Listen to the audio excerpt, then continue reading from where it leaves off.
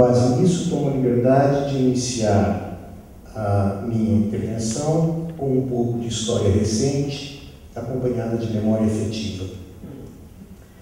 Há 11 anos atrás, alguém decretou, a partir da suprema autoridade de altas esferas, que a teoria crítica estava morta. Cito: a teoria crítica morreu nesse 2 de setembro de 1999. Já de há muito, ela jazia no leito, esta velha senhora rabugenta, e agora ela desapareceu inteiramente. Nós nos reuniremos em torno da sua cripta, da cripta de uma época, para extrair um balanço, mas também para refletir sobre o fim de uma hipocrisia. Pensar significa agradecer, Heidegger tinha dito. Eu penso antes que pensar significa respirar aliviado. Peter Sloterdijk. No número 39 de Die Zeit, publicado em dezembro de 1999, Ernst Buchenhardt, um filósofo insuspeito de simpatia para com a teoria crítica da sociedade, respondeu a essa provocação com uma frase incisiva: Was für ein Quatsch. Seja que parlapatice, que piada. Acompanhada de um fulminante artigo sobre a origem do diagnóstico a respeito da morte da teoria crítica, a conferência pronunciada por Sloterdijk a respeito das regras para o parto humano. Nesse mesmo ano de 1999, em Weimar, por ocasião da inauguração do Nietzsche Collet, num evento que reuniu naquela cidade a nata da pesquisa internacional sobre Nietzsche, Christoph Türke respondeu a esse mesmo diagnóstico de falecimento da teoria crítica, que foi reproduzido naquela ocasião por um dos pesquisadores presentes numa mesa redonda sobre a atualidade da filosofia de Nietzsche, com uma frase igualmente incisiva: Freuen Sie sich nicht zu früh. Não se alegrem demasiado cedo.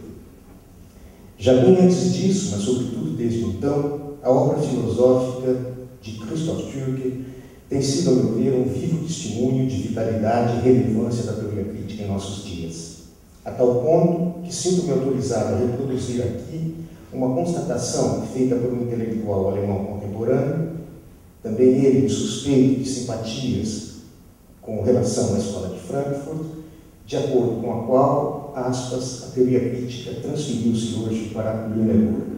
Fim de citação.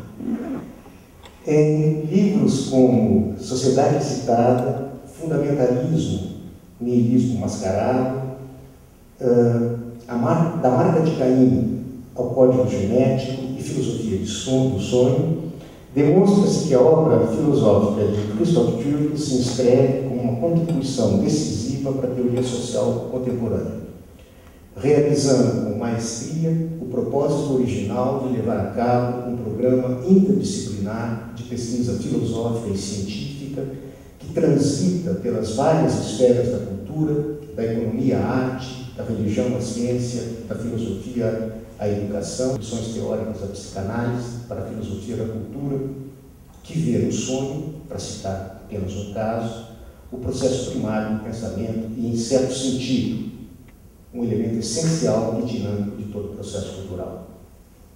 Creio poder afirmar, sem receio de exagero, que Türke tem obtido êxito na trajetória descrita por seus livros, em seu esforço de reconstituir a gênese do sagrado e da consciência moral, valendo-se de uma apropriação crítica de Nietzsche e de Freud.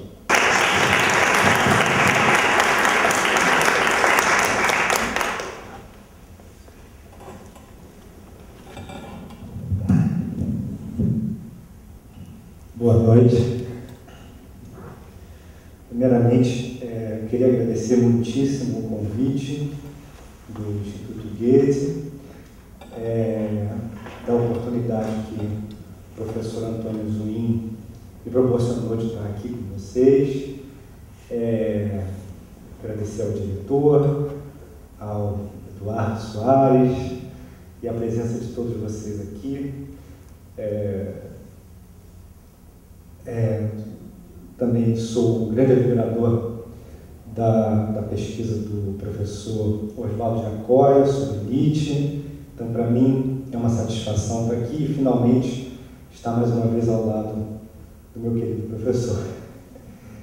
Eu vou falar rapidamente aqui um texto que eu preparei sobre essa nova parte da obra do professor Tchurk, de Sociedade e Cidade em Diante, e falando alguns aspectos do livro especial, do livro Filosofia do Sonho.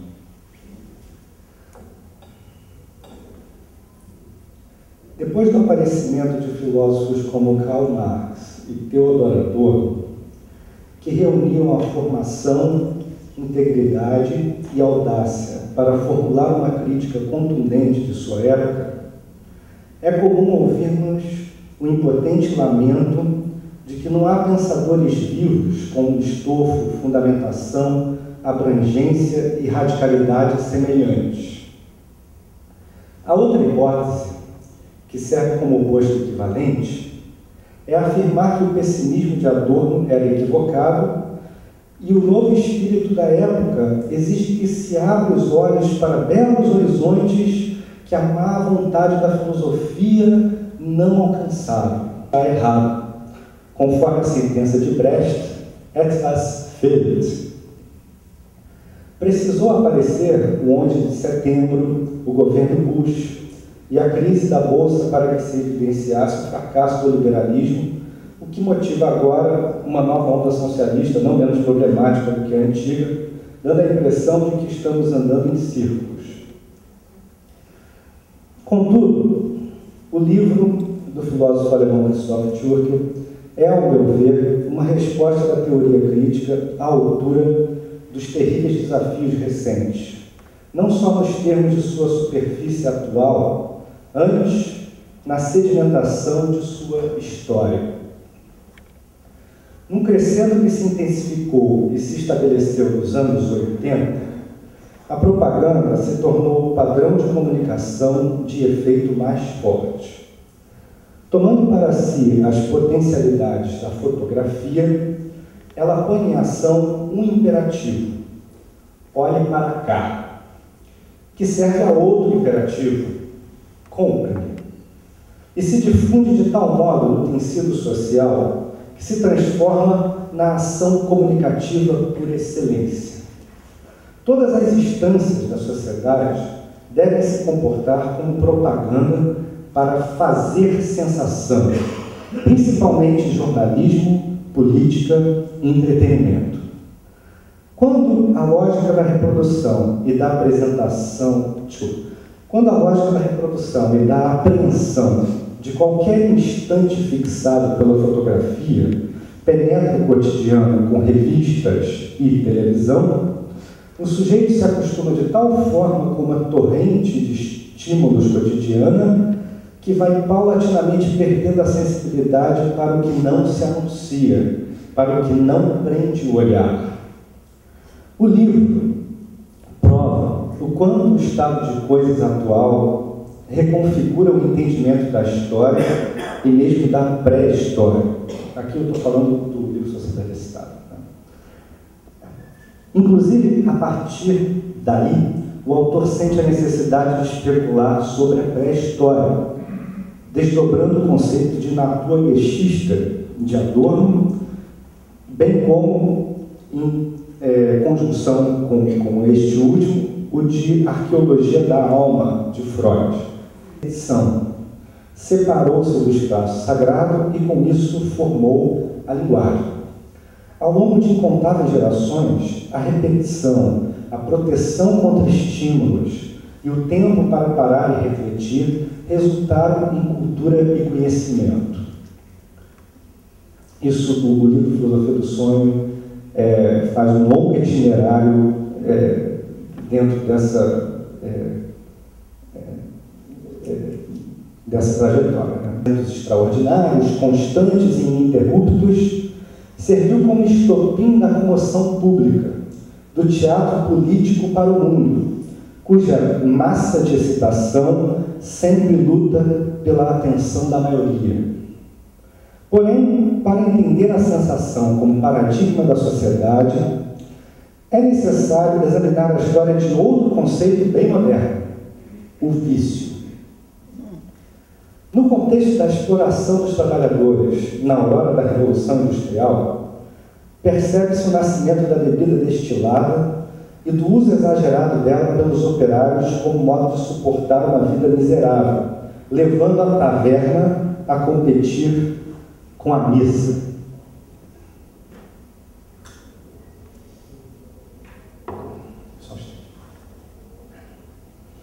Trotsky, por sua vez, observando a exibição de filmes, Trotsky, por sua vez, observando que a exibição de filmes concorre não apenas com o botequim, como também com a igreja, conclama o cinema a substituí-los para, nas palavras de Trotsky, fornecer a diversão como ferramenta da educação coletiva. Fecha a citação. Türker retira todas as consequências de um achado que nem mesmo seu autor dimensionava. Igreja, droga e cinema são a verdadeira trindade da sociedade excitada. Os fundamentalistas se apegam a ilusões, assim como os drogados. Para suportar o mundo regido pelo capital, o único recurso de toda a população é viciar-se em grandes doses de estímulos audiovisuais. Evidencia-se, então, uma tarefa difícil para o cidadão comum, mas que ninguém que o saiba até hoje demonstrou sua necessidade com clareza.